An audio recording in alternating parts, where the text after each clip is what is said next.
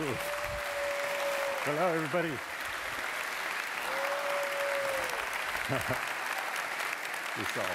How are you?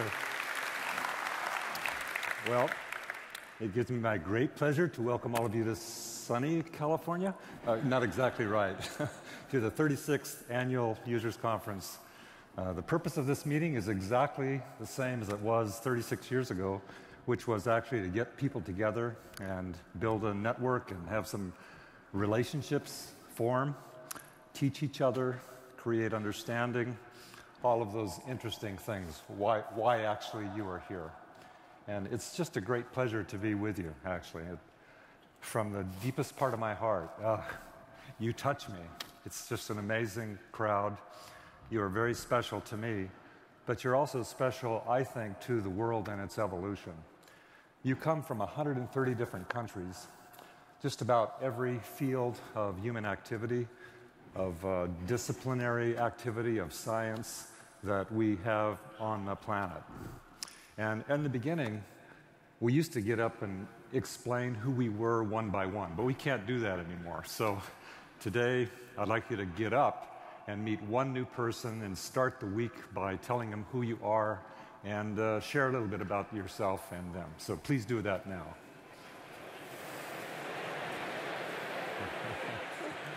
Yeah.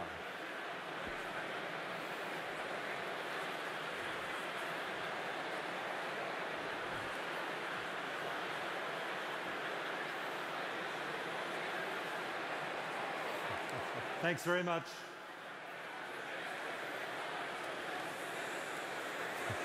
You guys are out of control. Stop. Thank you. That is exactly what I want to have happen at the breaks and the meetings all week, is you guys getting connected and then sharing real stuff, your real experiences. This is how we learn and how we grow as a community. We also like at the beginning of this meeting to share a little bit about your work. And you have sent me thousands of maps over the last 3 or 4 weeks. I've been going through them one by one, hunting for ones that, well, frankly, that I like. I want to share some of them. But I want to thank, first off, all of you for sending these because they're pretty amazing. I mean, I'm sort of overwhelmed by the magnitude of your efforts. Some of you are working in environmental science and monitoring and assessment, looking at things like noise, looking at things like sea level rise, its impact on the planet, changes in groundwater here.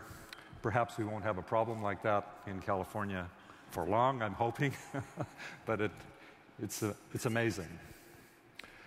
Your work is in natural resources, precision agriculture at the large scale, all the way to looking at the whole nation and crop rotation, looking at the oceans, looking at marine planning, looking at agriculture and forecasting activities. Some of you are working in developing energy resources, our future energy resources like renewables and also traditional exploration of hydrocarbons and development of them and monitoring of them and well management. And then there's others that are working on the management of land records, the sort of foundation of the civil society, parcels. And some of you are just working on parcels, but these interesting examples show the use of that information in various sorts of analytics, like tax assessment, property appraisals, etc. Many of you are working on creating the future with better urban planning and urban design, creating new towns, and making cities more livable, frankly, by improving walkability and access to sidewalks and for disabled people. These examples show transportation work. The real-time snowplows is a cool example, seeing where it's happening, better management of it.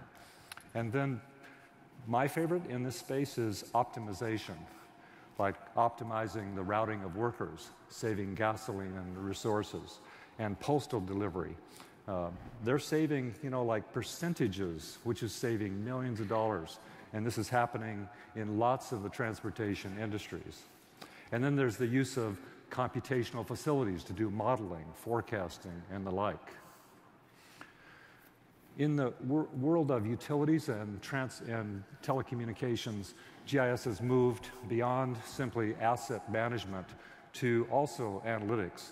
This beautiful map in the lower right is exceptional in the sense that it's taking LiDAR data and overlaying it with transmission lines to see if there's vegetation conflict. And then there's smart meters and smart grid and better management of resources. Your work it's becoming more, what do you call it, small scale or large scale? That's right, it's large scale. In other words, geography is going into buildings and campuses. Even my old alma mater here, Harvard, is doing better space planning. But I like particularly the map of the image of Thailand, where they're doing a geodesign project to put in a new transit station right in downtown Bangkok.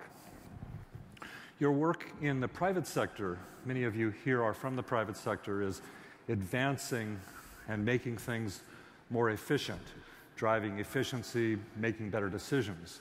Things like, for example, real estate prospecting, or I like particularly the example in the upper right of Walgreens, who's now implemented GIS across their whole organization. And this map is showing influenza outbreak based on prescriptions that they're making.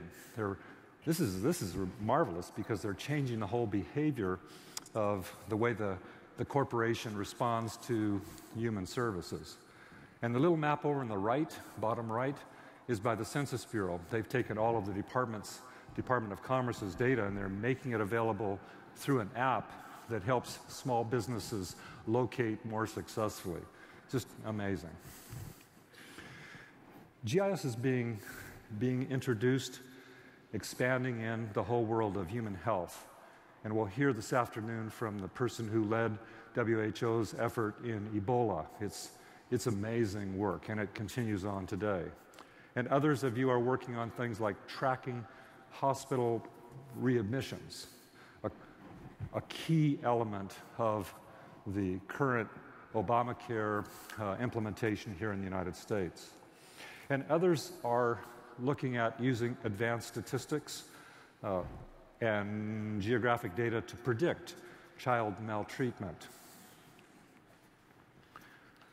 In the world of public safety and security, clearly your work is making the world a safer place. Optimization of fire stations, for example. In the beautiful map in the center, it's about looking at the migration from Africa to Southern Europe of migrants. And by tracking these, there's a huge effort to rescue these populations. And in the lower right, simply improving crime surveillance, making the world safer. In the world of natural disasters, and we have our hands full of them, we're seeing users model risk, typhoon risk, hurricane surges, pipeline ruptures, and also increasingly real-time monitoring. What's happening with the weather is integrating into GIS, and tracking what's happening with the floods a few months ago in Florida. And then in the science area, I learned a new term, hypocenters. They're sort of like epicenters, but they're underground, the 3D center.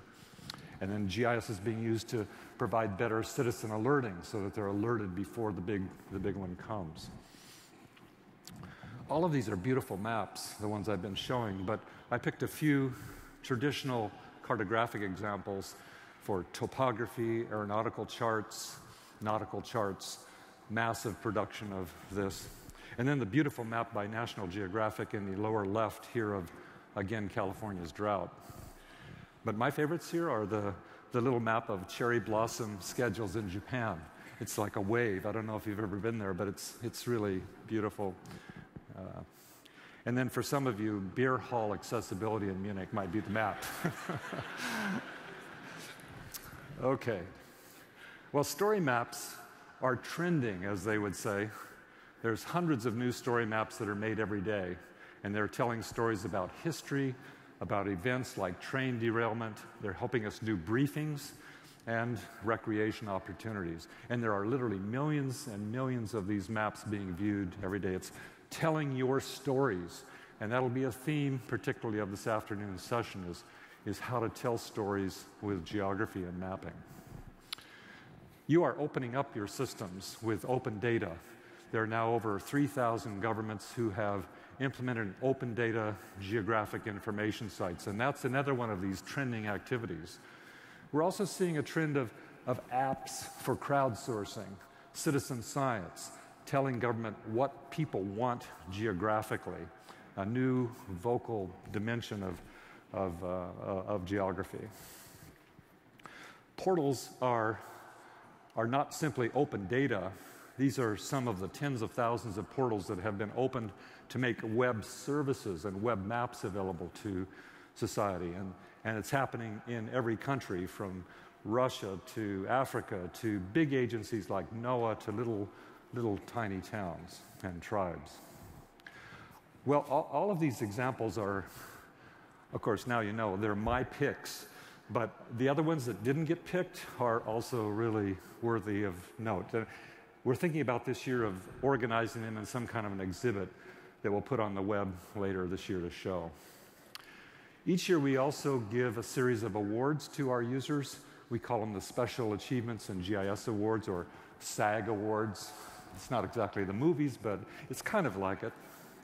This represents the domestic SAG Award winners. It's about 0.1% of our user base, and these are the ones that are international.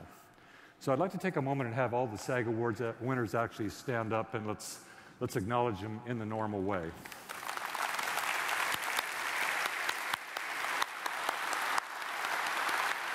Great. Good. Perfect. I sort of like to give awards and acknowledgement, and of course, the people who get it feel good. But there's another purpose to this, which is showing and demonstrating and showing the light on best practices. And so those people who stood up, go over there and meet them, because they've done exceptional work all over the world in implementing this technology. It gives me great pleasure to give 2 awards this morning and 2 awards this afternoon to even more distinguished organizations. The first one is our Enterprise GIS Award, and we're giving it this year to Irish Water. We're doing this, well, maybe Paul Ahern, who is somewhere here in the audience, hopefully should come up here and get this award. Paul, are you here? Yes. I'm giving this award because Paul has... Thank you very much. Thank you. Thank you, Paul.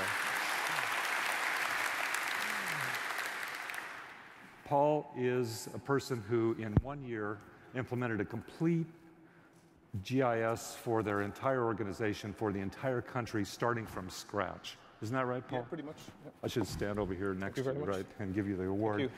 I mean, this guy is a hero by any measure. You know, perhaps better than anybody else, what it means to start and realize a complete GIS in 1 year. We sure do. Yeah, we went through a tremendous journey with Esri. Yeah? Actually, yeah. He's not being paid to say this, no. Making me nervous. You want to say anything? Yeah, I'd like to say a few words, if I could. You have 3 seconds. I was about 30. Okay, 30. Thanks. So first of all, I'd like to thank Jack and Esri for this award. And I'm delighted to accept this award on behalf of everybody who was involved in setting up Irish Water. When we were asked by the government to establish Irish Water, we faced 3 challenges. We had very little time, we had no data, and we had very high customer expectations. So working with Esri Ireland and the Esri Water team, we overcame those challenges, and we deployed the ArcGIS for Water Utilities platform across the organization in just 12 months, Jack. So in Irish Water, we use GIS to make better decisions within asset management, operations and maintenance, customer care, and mobile workforce management. And we look forward to working further with Esri as we meet new and emerging challenges and try to improve water services in Ireland. Thank you. Thank you. I'm very proud of you, Paul. Thank you very much. See you. Thank you.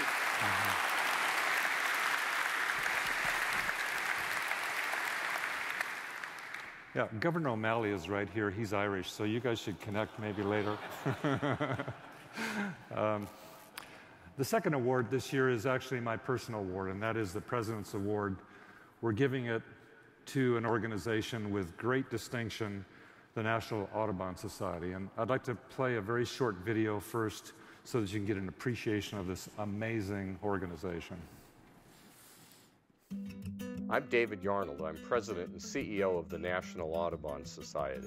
Before the ArcGIS platform, our state conservation and bird experts, along with our national science experts, were all working off of disconnected databases. Being able to share data lets them collaborate and lets them come up with much more robust, larger conservation visions.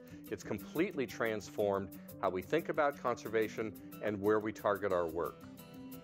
GIS is really the connective tissue for this entire organization. So we have volunteers collaborating with staff in a new way, collaborating with partners in a new way, using our GIS as a big spatial platform. It's really groundbreaking for us. Now that we're opening it up with story maps, ArcGIS Online, we can very quickly take hard data that our science team collects and we know is authoritative and turn that into a great communication product. I'm really excited about what we've done as an organization, what GIS is doing for the conservation community, but also for the nonprofit community. The technology is so accessible.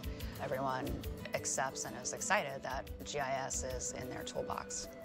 Having the ArcGIS platform be part of Audubon's DNA has helped us produce better science. It's helped us produce better plans. That in turn has helped us do more effective fundraising.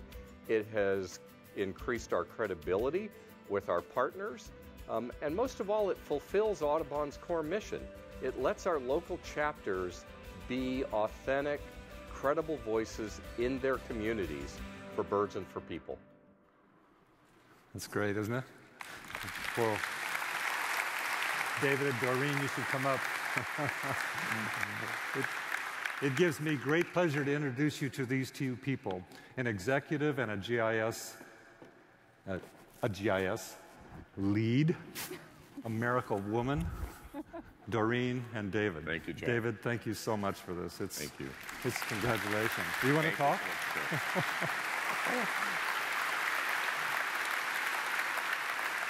So thank you so much for recognizing Audubon's reinvention. Here's what we've learned, is that if you're going to put GIS at the heart of your organization, it's critical to have the data visualization experts, the visual communicators in the room from the earliest stages, not just at the end for implementation, because you're the people who are likely to see the patterns and the possibilities that the future holds. Thank you for what you do. Thank you, David. Thank you. So we should, are you going to talk, Doreen? Of course. Of course. Thank you. Doreen's going to talk as well. There you go. It's an honor to accept this award in front of my colleagues and many of you that have become my close friends just from sitting next to you at this conference for years.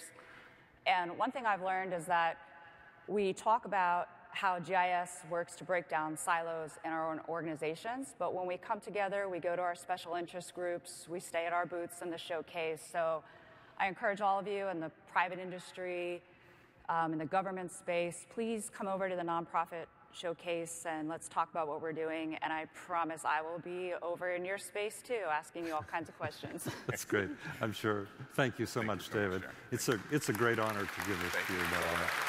Thank you. See you, Doreen. Yeah, in my personal experience, this is one of the great organizations that really express, well, Richard Saul-Werman was with me when we were back there in New York. You get a sense of it, right, Richard? This is an amazing organization, and I appreciate you, and I appreciate the work that you are doing.